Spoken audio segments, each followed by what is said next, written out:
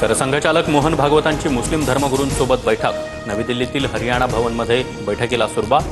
70 मुस्लिम धर्मगुरू उपस्थित. पुण्यातील दौंड गोळीबार प्रकरणी राष्ट्रवादीचा आमदार अडचणीत. शंकर मांडेकरांचा भाऊ बाळासाहेब मांडेकरसह इतर आरोपी ताब्यात. मुख्यमंत्री फडणवीस आणि उपमुख्यमंत्री शिंदे आज दिल्ली दौऱ्यावर. जेएनयूमधील मराठी अध्ययन कार्यक्रमाला हजेरी लावणार. दौऱ्यावेळी शिंदेंच्या केंद्रीय नेत्यांशी भेटीगाठी होण्याची शक्यता.